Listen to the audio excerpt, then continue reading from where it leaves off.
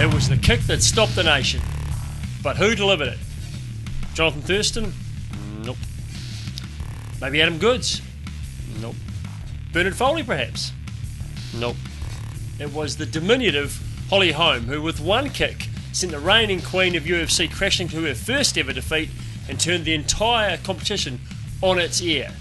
And along with a whole bunch of other stuff that's been happening in League this week, we'll cover it tonight here on the Back Row. Thank you for joining us. I'm joined as usual by my regular co-hosts from the far end. And James Cheeseman. Hi. Gentlemen, welcome. How are we? I'm good. A bit tired, but yeah, I'm alright. Finished TAFE, so I guess still technically a student, technically unemployed at the moment. So right, so you're not a student, you're not working, no, but you're a bit tired. Yeah. The words harden up and princess come to mind. Fair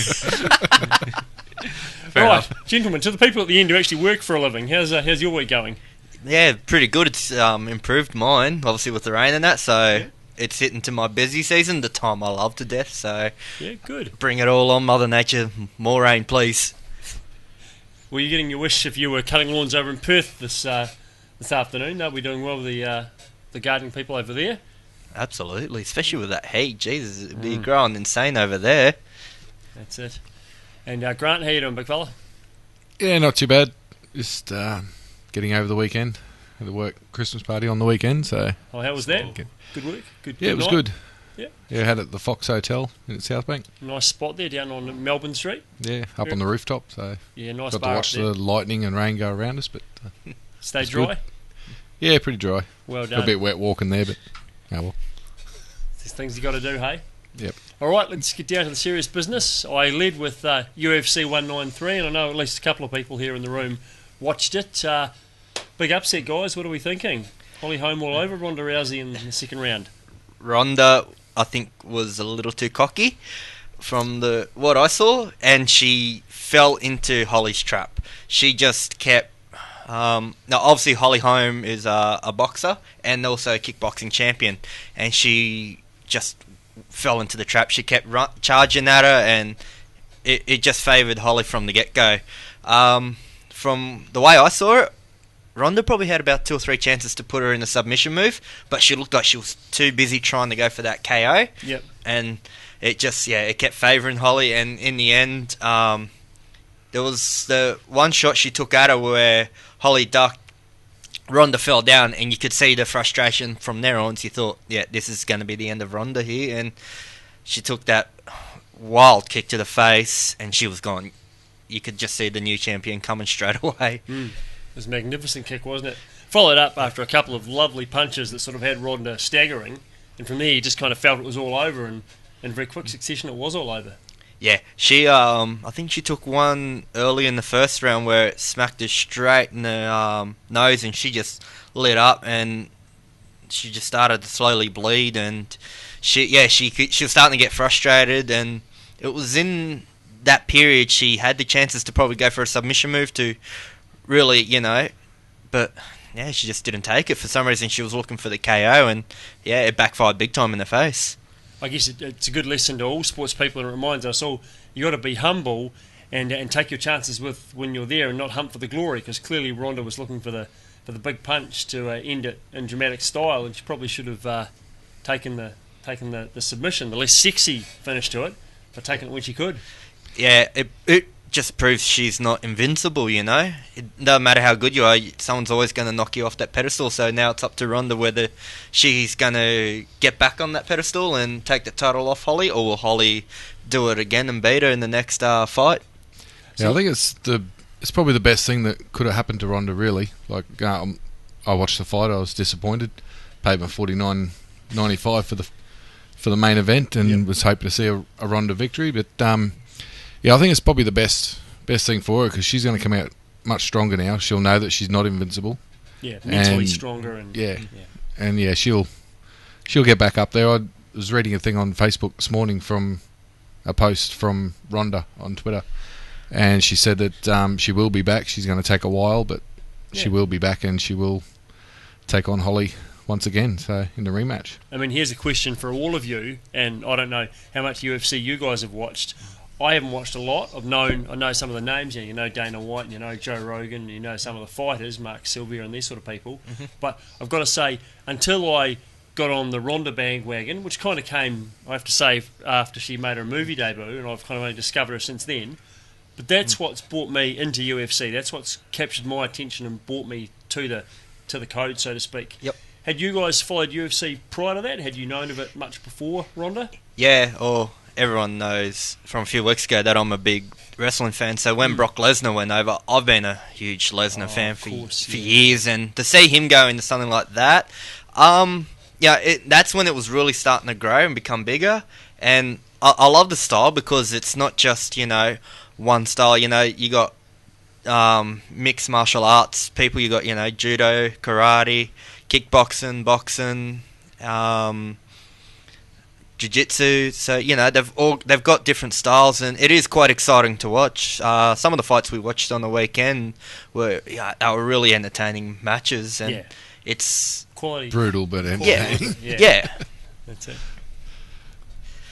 I'm not really a UFC fan. Like, I've tried to watch it, being across a lot of different sports. I tried to watch it, but never really got that interested to it. And so I missed the fight. Though I did see something where I think she was on the Tonight Show a couple of months ago, and she said, she might, if she does it, she might kick me in the head. So she kind of knew the kick was coming, but I guess she just didn't really know when it was coming or how to block it. But I did read something by someone who from America who specialises in a bit of sports business stuff, and who said, well, now that she's actually lost once, some of those companies who are not really into the UFC, who were thinking kind of getting into it because of her, they might step back a bit, and a few other companies might just wait and see, because I think there are a few other developments that were in the works, but now everything's a bit paused because you don't really want to be on that person who loses. You want to be on the person that keeps winning and winning for your brand. And they were saying that if she loses again, then it's pretty much going to be disastrous for the UFC and stuff. So we should see what happens with the future, whether she takes as in general fighting terms, whether you take your rematch as your first fight, or that she tries to build up to that to other fights. Because but I think the UFC did like it in a way where it went that second round, because as this guy says, all of the other fights you could just watch them on Vine or something, or 34 Instagram, seconds. and they're all over. So this was something that at least went 2 rounds. So I'm sure they were a bit happy with that, because maybe next time people might pay more money for the rematch. That rematch. I mean, how much money is that going to generate? Because it's going to be a good fight. It's going to go for longer than 1 round, so you're more willing to put your money on it. So, which the UFC's got to love in a way. And of course, big news out of the fight coming, or out of the whole event from the weekend is UFC coming to Brisbane next year. So, how many people are rushing out and getting their tickets that early for that? Yeah, I'd love to get tickets to go watch that. That'd be very entertaining. The last one I actually had up here was between Mark Hunt and Bigfoot, and that was 5 rounds of brutality. They both busted each other open, and they ended up being a draw. So, if you can get a few fights like that, it's going to be your money worth to go to it. So, looking forward to it. And well done to the Melbourne crowd too. 56,000 people. It's a record crowd for UFC ever. So, well done to them. Let's of course say well done to Holly Holm, because I think none of us expected her to win. Clearly her camp had that fight staked out really well. They'd thought about the preview and how they were going to handle the way in. The whole thing was clearly well choreographed and well planned from her team, and they got the result, so well done to her and her team. Yeah, when somebody's paying $26 to win by knockout, you're not really expecting it. No, exactly. That's right. What's interesting, though, you talk about Melbourne and how great the Melbourne thing is. This win by Holly Holm has put Melbourne on the UFC map, where they're like, we'd love to go back here again, because so many people would have been watching, this Melbourne fight, because, it's going to be a memorable fight. And, it's a later time in America, but because that upset one has just helped that event so much. Yeah, we just need America to learn that it's Melbourne and not Melbourne. Melbourne, that's right. When they come up here, it'll be Brisbane. Yes. They'll get there. Maybe. Actually, that's one thing that's not up there I thought we should be talking about. Mundine last week, his fight, and the controversial comments about our very own JT. Yeah, that's right. I'm better than JT on 2 wheels or whatever it was. I think that it was just, he had a fight to promote, and he was promoting his fight, so I think he does it better than most Better than people anyone. around. Yeah. I mean, he says a lot of silly things, and I think most of those are just to promote his fight. I think that's what you've got to realise what they are. They're not what he really believes. They're just trying to promote his fight, and, I'm not a fan of his, so, I was more than happy that he got KO'd. defeated and KO'd. Yeah. That's it, exactly. I just wanted to say nicely, but I can't think of a nice way to say it, so... No, there is a nice way. So we'll wrap that up, I think, move on to the cricket. Before we finish up, just one last thing. Ronda, baby, I love you. I've got your back. Just call me. You'll be fine. Hey. All right. What she want you for? We might be able to have a UFC This here goes without between saying. you and DJ, I think, 'cause you're both after her. There's no contest there, Matt. I'm going to take you down. We Right. like one of Ronda's earlier fights over within a round. That's it. All right. So cricket. Lots to talk about in this code from the week. Obviously, we had the second test between the Kiwis and the Aussies from the Wacker in Perth. Lots to talk about there. I guess the result. When you talk about some injuries, retirements, new players coming in. Oh, you can go back and talk about Brisbane pretty much as well, Well, yeah. I mean, up until day 2 with the Wacker test, it looked like, Australia was going to steamroll it in and, do this series very easily, out of New Zealand and the West Indies, who are coming later this summer. New Zealand were meant to be the one that was going to give us the biggest headache, and, New Zealand did really well against England, in England, just before Australia went to England. So, I was hoping this was going to be a really good series, but up to, I said day 2, where Australia looked like they were going to cakewalk it in. They dominated the first test, and the second test, David Warner had scored that, massive innings of 200 in, basically almost in a day and a bit, and it looked like it was going to be all over. Then New Zealand got to bat, so changed things completely. And I guess for me, that was the most exciting thing about this test, was the resilience and the fighting spirit that the Kiwis showed in that second and third day. After having been so comprehensively just pummeled almost in the first 2 days, not to shut up shop and run up the white flag, but to come out and show some fighting spirit was brilliant. It was really really inspiring stuff. That's the one thing I've actually noticed about the Kiwis. Even despite getting pummeled out while fielding, they keep putting the effort in. They can be 500 behind, but they keep running like they're in for the game to stop the boundaries. And that, so they've shown quite a lot of ticker. It's been the most bizarrest though Wacker pitch. Usually the first 3 days, if you can score 250, you're quite lucky. Yep. It's usually swinging, but it was just so battable. The Kiwis took the advantage. They played a patient game, and Kane Williamson, he's in magnificent form, Isn't he? I tell you who impressed me was Ross Taylor. Oh. And look, he's scored plenty of runs over his career, but I've got to say I haven't necessarily been a major fan of him. But he really showed a lot of both skill and just ticker, as DJ said, and just showed that there really was a world-class batsman, I thought, in this test. He's always had it in him too, Ross Taylor. I've seen him, in his early career when he was playing more one-dayers. He was a real good run scorer machine. His test, it was sort of up and down, but he was phenomenal. 290, that's brilliant. Unlucky he missed out on the 300, but that's a terrific effort. He even went past Davey Warner on 253. So great. Big credit to him. I think he passed a lot of records where, it was the highest score, I think, by anyone in Australia against Australia. So, Yeah.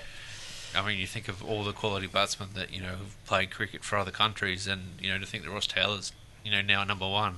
He's obviously found his spot in the middle order, because I think he used to be an opener, so he's obviously doing well, at number 4. Yeah, he is. You look at some of those names. I think Brian Lara is one of them. Andrew Strauss, Alistair Cook, they had all scored 200s. Kevin Peterson. So, there's some big names there. A couple Indian players like Sachin Tendulkar have done it. I think VVS Laxman. So, massive names, and he's gone past a whole lot of them. And, they're big names in world cricket. So, well done to him. As you said, though, what a road, though, this test has turned out to be. I mean, 1,100 runs in the first innings for both sides. I mean, it's a very flat Wacker deck, and these balls, I don't know what's going on with the Coorparoos at the moment, but they're getting replaced very frequently, where they're getting roughed up and, getting shreds, and, players are taking the umpires, and the umpires are like, yep, that's a bad ball, let's change it up. They've had to use, so many extra balls because, that 12 that you originally meant to have they've run through that. I think Mark Taylor was saying today they're up to ball number 14 or something. Ooh. It's absolutely ridiculous. Yeah, and the ball they used today only lasted 4 overs, and they had to Exactly. replace it. So here's the thing. You're quite right on what you say about the deck, James. Have we produced a deck at the Wacker specifically to deliver a 5-day test? Was that the instruction to the Wacker groundsman? We want 5 days. We want bums on seats on day 5. Maybe it has happened in the past though, where after the first 3 days, the Wacker does become battable, and we have seen teams put 500 on those leads. So I don't know if they were forced to maybe make it more battable, but it was really bizarre. I said to have no swing. Usually you see bowlers like Stark and Johnson, they love it. It's swinging for them. They're getting the Paradise. nicks. Yeah, but both sides have had to really bend their backs to get wickets and that. I mean, as James said, 1,100 runs in first innings. Most of those fast bowlers went for over 100 runs. So, I mean, I think we're up to about 1,500 or so, 1,600 runs in this deck. So it's obviously something that hasn't worked out right with the deck, because it's been a very flat deck, and it's not only the runs scored, but it's the rate at which these runs have been scored. It's 7 and over or something. I mean, these guys are flying through it. So it's obviously, I mean, it's still got that Wacker bounce to it, where it's still got the bounce, but the movement that it used to have, something in it just seems to have disappeared this year. It's a shame the rain came today and ended the match, because I think that would have been an absolute cracker of a finish. Yeah, I mean, I don't think the Kiwis would have got up there, but it would have been nice to see it go down to the end of that last session and just see how close it could get. Yeah, well, I mean, though the way they seem to be playing, though, I mean, they did seem to have a bit of a crack off Mitchell Stark, but apart from that, it seemed to be they were just playing out. They weren't trying to get those runs. So I think I think Steve Smith batted a bit too long. Once he went over 300, I think it took it away from the Kiwis, didn't it? Really, probably took it to the point where they thought, we're not going to make this, so we'll bat for the draw. I think he was hoping for a 1-day style, 48 overs. Brendan McCullum and that, they love to go out and smack the ball around, but and I reckon New if you were chasing 250, 275, you might have had a go at that. Yeah. But I think once it got over 300, psychologically, it was going to be too big. Well, as you say, that 1-day thing. But the thing is, with Test matches, there's not those fielding restrictions. There's not ball restrictions. There's different sort of restrictions that don't apply in Test cricket. So I mean, even though you score a lot faster in Test cricket these days, I agree with you, mate. I think once it got over to 300, I think the Kiwis were like, no, we'll just play for the draw, move on to Adelaide, because the Aussies, they're up 1-0, so they don't need this series. Yeah, they didn't need the win, did they? So they're fine to keep batting against me. That's why they kept batting after 300. Yep. I mean, we'll talk about Mitch Johnson in a moment. We all know this has been a road, and it's been batter friendly. I mean, what did James say? 1,500 runs or something? I think so, something like that. Yeah. I mean, will we remember this test as much for the runs and the magnificent effort of Warner and Smith and Williamson and Taylor and these other people, or will we remember it looking back as the deck that killed Mitchell Johnson's career? Well, I mean, he's not a young player by any means, and I think he's, I think even after the Ashes, people were like, well, he's 35. I think he's about 35 or so. So, it began a question there after the Ashes where they changed a lot of players. It was, okay, so when does Mitchell Johnson last? How long has he got left in him? He won't only have one summer, but, I think he's made the right call to do it. Oh, definitely. I think it's the tougher call to do it mid-series and do it, but I think doing it in front of your home fans is the right way to go. Well, I guess he's adopted state home fans because he is a Queensland boy. Yeah. I mean, clearly, you assume he wouldn't have started the summer thinking, I'll play 2 tests and retire. Clearly, he went in thinking he was going to play the full test calendar, or at least play out the New Zealand series. Yeah. I guess he probably got. He probably got to the point on Saturday where he's thinking, though, I've just gone for 112 for none, and I normally average 6 wickets a match on this ground. Maybe today's the day. I saw last week before the Test match started, I think it was Thursday, something said that Mitchell Johnson actually every day was thinking retirement, so maybe there was a bit of, it just wasn't going his way. He did get a bit of a smacking in the first innings at the Gabba. He bowled it a little bit better in the second innings, but maybe he was thinking then, I just haven't got it in me anymore. I think you're right. It was after that Brisbane Test where the the questions started to appear in because he wasn't his usual self in that test either. That fiery quick that we've seen. So I think he realised, maybe then. He'd slowed up a little bit too much. Yeah. So, yeah. So 2 questions come out of that. Number 1 is, how does history remember Mitchell Johnson? We now know, I think he's the 4th highest wicket taker in Australian Test history. Yep. Do we remember him as someone that deserves to be in that league? Should he be considered up there with Lilly and Lee and some of these guys? Well, he goes above Brett Lee. I think he's behind Lilly, McGrath, Warren. Yep. That's it. But what I'm saying is, will history remember him as being a player in that calibre? It's hard to say because he's had those ups and downs throughout his career, Well, I mean, he had that, even before he started playing cricket, he had to fight, that back injury that almost derailed his career before he got started. That's right. And then he came bouncing on the scene full of life and it was really good. And then he disappeared, he had that form slump, where England were, I think in England especially, where, they had that chant, Mitchell Johnson, he bowls to the left, he bowls to the right, and something, which can't be repeated on a podcast. Some psychological demons. Yes. But he did turn it around, against that home series not long ago, where I think I was watching the wickets earlier today. He took 39 wickets across a 5-test series, which averages at just under 8 a test match, which is absolutely phenomenal. I mean, when he was on, he was one of the best in the world with that pace and swing that he could develop, and that just once he got into that rhythm, he was amazing. It was just getting him into that rhythm, which seemed to be the problem for Mitchell. I mean, I remember a couple of summers ago him streaming in. It was that first summer when he'd started growing that facial hair. It appeared from nowhere, and he had the hair. And I just remember, even as a Kiwi fan, you just see him steaming in with the facial hair, and he's got that angry sort of look on your face, and you're thinking, just take some wickets, man. You just couldn't help but cheer for the guy, He's such a likeable character. Yeah, it was a series against England. You could see the English, they were so scared of him. They were just jumping around, and, I remember, even a few years before that where he broke, Graham Smith's arm, a couple of times. Yeah, he's broken a few guys' arms, and even that summer before England, he did something pretty similar to South Africa over in Perth, where he did the 6 for a spell and just ripped through the South Africans. Yeah, that was late 2008, where he just went one session. He just went wicket. He tormented him. Yeah.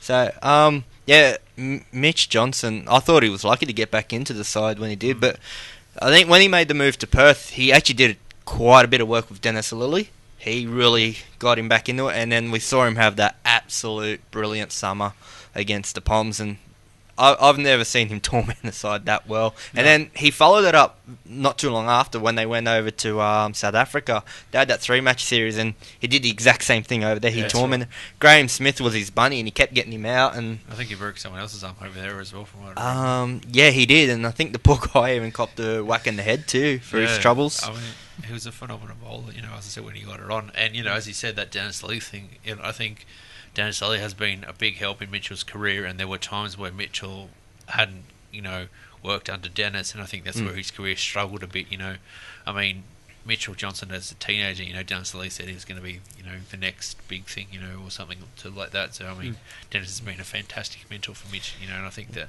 as you say, when he was under Dennis, that's when he was at his best. The thing about Mitchell Johnson, it's the same with like Brett Lee, it's because they're so fast. If you sort of a bit off, it didn't take much to get belted to the boundary, and that's where Paul Johnson was copping it. That I think it was 2009 Ashes series over in England. He was just bowling wide, and they were either going straight to first slip, or getting put away down the back of boundary, and they'll just smash him. That was where everyone thought that was the end of him. But, credit to him to get back into that side and torment this England side in that 2013-14 Ashes series. So, that's I think that's where people remember him. I think and so. I think, the West Indies are going to be, hearing that, as I heard on ABC Grandstand, the West Indies are probably cheering that he's decided to hang out the boots. Because, they're going to face him in, the next 3 tests after the Adelaide day night. They're going to face him in, Hobart, Sydney and Melbourne, where you're going to have, especially Melbourne on Boxing Day, you have over 100,000 people screaming, their batting with him coming from the members end, they're breathing a sigh of relief, I'm sure. That'll be the Boxing Day tests are always phenomenal. That'll be great. Yep. So the question then becomes, second question is, who replaces him in the team for Adelaide? Settle. I think Settle should have played this test match because in that actual Ashes series that they played, that's where Johnson was having a lot of success. Was Harris and Siddle were bowling so tight, so they were frustrating the Poms. And then that 5th Test match in the Ashes this year, they brought Siddle in again. He did the exact same thing. He just frustrated and frustrated. So I think you definitely got to bring him in to frustrate the living daylights out of the Kiwis, and then let the likes of Stark and Hazelwood take the wickets. That's right. You need someone to tie up one end, don't you? Yep. And that's also, I think, part of what the Kiwis are lacking. We need to get in someone like a Neil Wagner, who's our version of a Siddle, someone who can tie up one end, so that then we can let Southey and Bolton, those guys do their magic at the other end. So Grant and James, we're all agreed on that. Siddle comes in. I think so. Yeah. I mean, because without Mitchell Johnson, the side, they're going to lack that that leader of the attack, because Stark and Hazelwood are very new to this Australian side for a long period of time. So I think you need someone like Siddle who's going to have a bit of experience, help out the other guys. But I think you might see someone else as that 12th man, another bowler who they think will jump into the side once Siddle retires, because they can't be far away either. So can I throw in an outer left wing proposition here? We're replacing a fast bowler, but we've also got to replace a batsman, because as we know, Usman Khawaja's out injured. Can we replace both with one man? Do we bring in a James Faulkner, or do we bring in a Maxwell? I don't think so. I think Faulkner should be in the team, but that's instead of Mitchell Marsh. Yep. I think he's a better all-rounder at batting and bowling and everything else than Mitchell Marsh. But if you bring in someone like a Faulkner or a Maxwell, you still have to bring in someone else, because you've got 10 players. I mean, if 2 are going out. I know. Slightly light-hearted comment. Yeah, I'm just wondering who else you're going to bring in then. Typical Czech and Kiwi. We still got to bring someone else. That's what he wants. He wants only 10. That's why so they can win. Still wouldn't win. All righto. But okay, so who do you bring in to place Khawaja then? Let's go down that way. I mean, still got to. I wouldn't go Maxwell. As batsman? He's a very good player, but at the moment he's, like Warner was a few years ago, he's more of a one-day and 2020 specialist. Maxwell needs to, really settle into the role, really prove himself at Shield level as a test batsman before he gets in. I'd probably bring in Shaun Marsh if he's not injured, because he's been pretty good. He's shown some form. I wouldn't mind seeing him come in. Did you miss the Ashes? I reckon he's yesterday's man. Wasn't that Mitchell? I reckon he's had his chance. No, Sean had his go in the Ashes as well. Yeah. And Did it he? was pretty bad. Yeah, I reckon he's yesterday's man, to be honest. Then. I think he's one of the 6 where Ricky Ponting talked about that they were never going to be picked again. So, Hey. Personally, I'd love to see Ed Coward back in that team. I don't think it's going to happen. There's something going on there in the background, isn't he? He's pissed someone off, or he's said the wrong thing to someone. Yeah, Look, I agree. I think he's one of the best batsmen around. I think there. they might go, one of the, maybe Cameron Bancroft, or because it is that now. Whether I think they'll probably stick someone at number 3, so I think it might be, another opener. Cameron Bancroft. They seem to have the raps on. He was the guy who was in the Bangladesh squad before it got cancelled. But I'd think him, but I don't think him. But who else? I'm not really sure off the top of my head. Yeah, Bancroft was actually... There was talk him and Burns were neck and neck, and apparently in that Australian 11 match, Burns lit up by scoring the 100, and Bancroft failed to score, so they went Joe Burns, so maybe Bancroft will get a second chance. And they're also looking in the last Shield match too, before the first test. They looked at both their scores, and both of them failed, but Burns made about 3 runs more, I think. So I think they went with him. What about a Callum Ferguson? Where does he sit in the pecking order? I think he's another one I'd love to see playing for Australia, but I don't think he's a number 3, so I think you'd have to push Steve Smith back up to 3 and then put Ferguson in the middle order. And again, I think Ferguson is the wrong side of 30, and I think they're probably wanting to blood this side a lot more than a lot of older guys. I think that's the way Cricket Australia want to go, but I'd like to see. Smart. I'd like to see him in the team, but I don't think it's going to happen. Yeah, that's what they said after England. They need new blood fresh blood in the team, and I guess Ferguson's been there like a number of other people, so he's probably Cameron Bancroft. I mean, that's what Cricket Australia says, but we've had a history of guys who were made their test debuts past 30, the wrong side of 30, so to speak, and have done extremely well for this country. One Mr. A. Voges, the current best example. Mike Hussey as well, I mean, there were tons of guys, Darren Lehman. I mean, there are a lot of guys who, who forged that domestic career of 10 years plus, then got their call up and did really, really well, so I don't... Buck Rogers. Yeah, exactly. Yeah. Good. All right. So we finish up now at the Wacker. We are finished, done, drawn match as of a few minutes ago. Yep. Roll on to Adelaide for what is a very historic feature, the first ever day-night test. Actually, we're back bowling again. It's underway. The cricket's back underway. No, sorry. Rewind that. Yeah, Jump in the apparently. gun. I just got an update that there was a wicket, so All right. unfortunately, sorry, mate. I was like, well, you look that up, and we'll in the meantime keep talking about the Adelaide game coming up. First ever day-nighter. Are we excited about that? What are we? Yeah, really looking forward to that. I Yeah. think it'll be absolutely fantastic. You know, they You just want like it because you can watch cricket at night shift. yeah, Doesn't happen. I like what they're trying to do. You know, it may help the crowds. Like they spoke about the crowds at the Gabba Yep. on day 4 and 5 was low crowds, but you know, this is going to suit the people who work all day and want to go to the cricket. They can Absolutely. go home sick early in the afternoon and then shoot down the cricket. That's it. Yeah. Because I think, Perfect. what time were they thinking to start? It's like 2 o'clock, isn't it, if it's the day-night one? I think so. Yeah. That'd be perfect, because then, as you said, people do finish work a bit early, so they might be able to head in for a session or session and a half, so it'll suit me, because then I get home from work, I can watch a bit of cricket, and Oh, it'll suit us all, mate. so Yeah. I can't wait to see it. I hope it is a success. Adelaide will do really well because they're big on it. There's not much to do in Adelaide anyway, so they can go watch 5 days of I mean, cricket. it also helps with Adelaide, where the Adelaide Oval is smack bang just north of the city centre. Yep. It's not literally. I mean, you could literally walk from the CBD down to the Adelaide Oval, which I Yeah, think a lot it's of like people the do. MCG, isn't it? Yeah, a lot of Yeah. people do that anyways. But I think it's going to help with the day-nighter.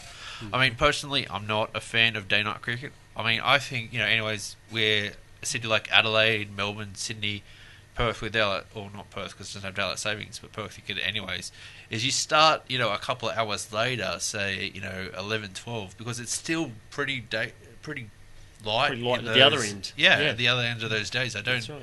understand why, you have to keep starting at 10 a.m., 11 a.m. or so in Australia. Maybe push it back to, 12 or 1 or so, because I think Australia, it's still pretty light at those cities, and once it gets a lot darker. And from what I've heard, a lot of the players have not been happy with the pink ball from their trials with it in the, I think, not only the opening round of the Sheffield Shield, which was a day-nighter, but I think there was a game involving New Zealand in Canberra with the big ball. So I don't think they're a lot happy with the pink ball. Oh, because, really? Well, that's been the big thing that's been pushing back this day-night test, because Cricket Australia have wanted to do it Getting for the ball years right, to yeah. get the fans in, because you can't use the white ball that you use in the one days, because white on white doesn't work with the white clothes. Yeah. And you can't use Yeah. the red ball because you lose the side of the red ball once it gets dark. So trying to find that ball.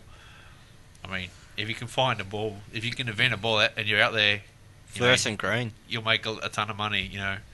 That's it. Good I mean, old you tennis see- ball will work well. Yeah, that's it. Right. I mean, well, I don't know if you ever saw that documentary about World Series cricket, or not documentary, TV show about World Series cricket Yep. in the 70s, where they were out there at night trying to figure out the balls. Whether that was a real thing or a stage for television, who knows? But I'm sure that they would have Must figured have out. happened. Someone- It mightn't have happened exactly like that, but I'm sure there were tests under lights where I trying to figure it out. Because they were wearing the white clothes initially in World Series cricket. So, it is that thing, because even with the white ball in one day cricket, it never lasted that 50 overs. You always had to replace it, midway through. That's I mean, it. now that they use 2, so I mean, if you're out there and you got a great idea and it works great at night, I'm sure you can make a ton of money from it. Yeah, I think Contact Steve's- the ACB. I think Steve Smith said in the Shield match he had trouble picking up the seam. He couldn't tell which way the ball was going with the seam. So Yeah, that's They'll a learning talk- curve for everyone. Well, they're talking about the that game between New South Wales and South Australia, which is played at the Adelaide Oval, and New South Wales batted most of the day. In about half an hour, I think, or so before stumps, Steve Smith declared he chucked South Australia in, and they end up picking up 3 wickets because they had a lot of trouble trying to see the ball. So it's going to be very interesting, this test, to see how it goes, because the ICC is banking on this being a success, because as we saw in the Brisbane test, it's not just a thing that happens in Brisbane. Cricket in the majority of countries outside Australia and England, they are not going to test cricket, so they need a way to draw people back, and they're pinning everything on this day-night tests. Which brings me back to my question 5 minutes ago when we were talking about the test in Wacker, at the Wacker rather. Is that why we've got a 5-day test now? Because someone was instructed to roll out a road so that we would have crowds there for day 4 and 5. You wonder, but there was still no I do crowd there wonder. today because Yeah. they did too good a job. No, that's right. No So, one yeah. expected Well, it. exactly,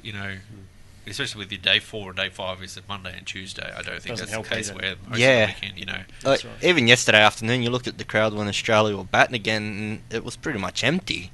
So I mean, it is still, you know, mid-November, so a lot of people are still working, you know, and there's a lot of kids still at school, so it's, you know, very hard. And I think it's the same with the GABA test, where, you know, all 5 days were pretty low, so, you know. yeah, if you go, I think maybe Thursday, Friday, because people can get that Friday off. And the Saturday, Sunday obviously have to be day 4 and day 5, maybe. And you'll get crowds in. If you're doing cheap specials on the weekends, you're going to get the crowds in. That's it. And that's what you need, so... Yeah, I think that's what they got to look at is lowering the prices. Pricing structure is the 'Cause, issue, isn't it? You know, you go on day 1 and you're seeing a guaranteed full day's play. That's it. It's costing the same to go on day 5 where you may only get half a day, or the game could finish if you buy your ticket too early. The game finishes on day 4. You don't get your refund for day 5. exactly. So And that happened actually a few years ago, and that's the first time I ever met Grant. We went to the cricket and it was all over by lunch. And it was like, okay, we just wasted all our money to What do go. we do now? Yeah, pretty much. We just went, well, okay. So, yeah, they got to like they've just done with Origin. I read that ANZ Stadium's lowered the ticket prices, and they did the same in the NRL GF this year. Tickets were reduced to, I think, $45 the cheapest. Do it in cricket as well, and yeah, you'll get the fans in, no dramas. I think that's not a problem with only cricket, though. I think that's a problem with, Oh, look. we're seeing in the NRL and Agreed. the AFL Yep. with crowds are down, so I think they have to combat everywhere. And that's why you've got to come to games at Langlands Park and watch the Mighty East Tigers run around where the kids get in for free now. Exactly. Get it for $10. Exactly, it's cheap entry. Greatest day's entertainment you'll ever Greatest. find out for your family. Yep, sounds good to me. Never dull crowd, is there here? That's exactly right. Alrighty, so done and dusted on the cricket, boys. Any last comments? Or James, did we get an update from what was happening at the weekend? I did see it was one. Mitchell Johnson got a wicket, so. Oh, nice. Yeah, Good yeah, stuff yeah. from Yeah. Mitchell Johnson. Beautiful. Could have said it was on the hat trick. No, he just got Tim Latham. Tim Latham, is it? For Tom. Tom Tom Latham for Tom 15. I knew that was wrong when I said it, but Tom Latham is out, so New Zealand are 1 for 39. I'm surprised they Good actually stuff. kept going. Usually, if there's a draw on the way, usually they just go, no. It's to do with timing and hours, wasn't it? You Oh, it yeah. comes to a certain point in the day when the umpires can offer the home captain that, and I guess there's still Yeah, probably about another 2.5 hours play if we Yeah. look at it. I think Exactly. yeah, Yeah, got I to think get so. to a certain point before Yeah. they can make the offer. Yeah. And so, yeah, there's no point, neither side's going to win it, or just offer you at the draw. Yeah, I think so. So, yeah. So we're going to talk about a bit of rugby league. Keep talking about those New Zealanders. Yeah. I mean, look, it's only a test series on the other side of the world. There was no Australians involved. Do we even want to talk about it, or we just keep on moving? I think we'll talk. Oh, yeah. I mean, Matt, you just survived because remember you made that bet. Yes. If the Kiwis lost 3-0, we're going to have to shave your head. I had the shaver and everything ready. Oh, good, because I was hoping we were going to do that live on the podcast. Oh, me too. I was looking forward to it, but no, they Good to know my mates have got my back. Thank you, boys. So hey, that's No what worries. mates are for. We're we've got to make entertainment for our viewers, Yeah, so absolutely. and our listeners. So we wanted entertainment. Could have given them a mohawk, actually. trust me, anybody that's seen me with no hair understands you don't want to see it a second time. I promise you, it's not a pretty thing. But having said that, great result for the Poms on the weekend. I don't think any of us expected them to tell the Kiwis up after losing the second test. I was Well, maybe you were slightly thinking, confident. yeah, okay. I mean, I did say, over a week ago, I was surprised that Matty Smith wasn't playing halfback for England. You I did? mean, I didn't know much about George Smith. I quoted my own tweet, after England won the series and Matt Smith got man of the match, and I went back and found the tweet where I said, "Why isn't Matt Smith playing?" Because I was Yeah. a bit of a gloating, bit of self-promotion. But Why not? You got you it know. spot on. I mean, New Zealand traditionally struggle in the UK, besides the World Cup where they made the semi-final and just lost to England. They haven't won a Test series over there in since 2002 at least, because this shield they're playing for, the Baskerville Shield, named after the man who got New Zealand into Rugby League and sent them on that tour. The first one was in 2002. That was a draw. The second one, I think, was in 2012, or maybe a bit earlier. They Yep, lost. earlier, 2012 it would have been, because Australia had the year off. That was before the World Cup. So England won that 3-0. So New Zealand, some reason they seem to struggle in the UK. So yeah, but all credit though to England. Yeah, I agreed. Although New Zealand were missing a lot of players, and I think that hurt them a bit in the end. Yeah, look, yes, they were. I mean, it gave some guys like Jordan Carr a chance to really step up and show what they could do, and I think that'll be good for New Zealand League long term. But not a series you necessarily wanted to lose. We never want to lose a No, no. series, but I mean, I have to say, I didn't see the third test. I mean, it's the only test of the series I didn't see, so it's hard for me to comment. But on that second test, Gareth Widdop had an absolute shocker. So obviously he's played a lot better on that third test. Yeah, definitely. And bringing it back to home, let's talk about some rugby league in Brisbane. We spoke a couple of podcasts ago now about Sam Burgess and whether he would come back, and then he's come back, and then we talked about what would happen with Ben Teo, and could Burgess come back into the NRL and maybe Ben Teo not be allowed back in, and we also said that doesn't seem to make a lot of sense. No. But a talk out today that maybe Ben Teo can return to the NRL and will be back with the Broncos next year. I'm sure they'll try and figure something out. Then it'll be that case of where some other players of the Broncos might have to be let go, where you're seeing a situation at South Sydney where it looks like Dylan Walker's going to have to leave, and he's probably going to be heading off to Manly. So, and because apparently a couple of weeks ago I said Dylan Walker had the show cause notice. Aaron Gray didn't. I got told that was the case. I think Aaron Gray eventually did have just a show cause notice as well, so they both confronted the board. That's it. But I think Dylan Walker and South Sydney, I don't think they see eye to eye, so I think he wants out of there. So I think it's going to be an easy way to relieve some of that cap pressure to get Sam in. Correct. So he might head off to Manly, and I'm sure if Brisbane want to get Benteo back, they can move some guys on who the Gold Coast, as I said, they're well under the cap, so they've got plenty of room. Our resident Broncos fans down there, what do we think, gentlemen? Oh, I'd love to see Ben Teo back, so I hope they do find a way. I wasn't surprised when Sam Burgess was let back in. It was always going to happen. But it's good. I mean, looking at the quality of player, he added a lot to the game when he was with South Sydney, so I think as league fans, we all want to see the best players back in the code, don't we? Especially South, he was very popular down there, so, they'd be happy to have someone like him back. And as a Broncos supporter, would love to send Ben Teo back. I thought he was exceptional when he was at Brisbane. Yeah. I thought him and Alex Glenn were two great second roles together. They worked well together. I think they were housemates and everything, so they were very... they had that tight bondage, and I'd love to see that again, and just to add one more spark to Brisbane side next year, and Ben Teo be it. So, you think that might be enough to get them over the line? Well, they were close this year, so I'll go yes. You go yes? Righto.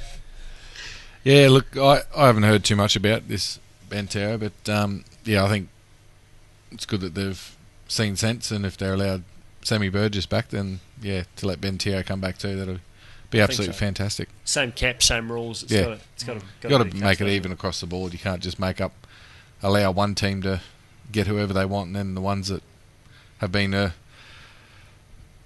popular team over the last decade to say, "Oh no, you can't. You've had your time in the." I think if the Raiders and a few of the other clubs have said, "Well, hang on a minute, you'll let Sam Burgess back in. How is this happening?" So I think a few of them are like, "Well, hang on a minute, we'd like to see how this was done," because I think a few of them are like, don't think they're playing by the same rules. So I'm sure the NRL will be all over that. They were making sure everything is by the books after what happened with Melbourne a few years ago. So correct, and then Canterbury before that. I mean, yeah, that's exactly it.